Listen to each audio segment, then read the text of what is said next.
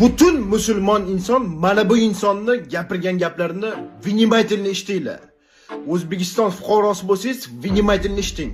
Nafaqat O'zbekiston fuqarosi, qo'shni Qozog'iston, Tojikiston, Qirg'iziston, Turkmaniston, Ozarbayjon barcha mo'min musulmonlar eshitib qo'yinglar bu gapni. Любой механизм внешнего управления должен непременно опираться на внутреннюю поддержку населения сектора.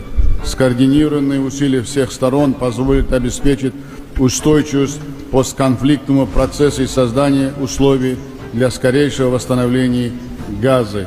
Подчеркну, что Узбекистан готов внести посильный вклад в возведение жилых домов, детских садов, школ и больниц. Eshitdinglar? Prezidentimiz Shavkat Miromonovdan Alloh rozi bo'lsin. 40 million o'zbek fuqarolari har doim sizni orqangizda. Alloh rozi bo'lsin sizdan, hurmatli prezident.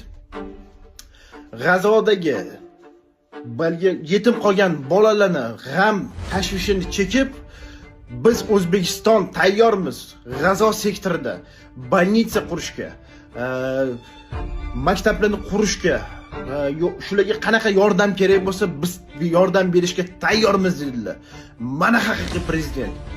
Shundoq ulug' kunlarda shundoq gaplarni gapiribsiz. Biz juda ham mo'min musulmonlar xursand bo'ldik. Nafaqat biz o'zbek fuqarolari, qo'shni Tojikiston, Qirg'iziston, Turkmaniston, Ozarbayjon, Qozog'iston barcha mo'min musulmonlar xursand bo'ldi.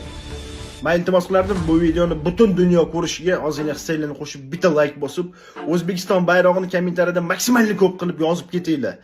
Meni prezidentim, siz Alloh rozi bo'lsin. Sizni orqangizda 40 millionlik o'zbek fuqarolari, o'zbek vatandoshlaringiz sizni orqangizda.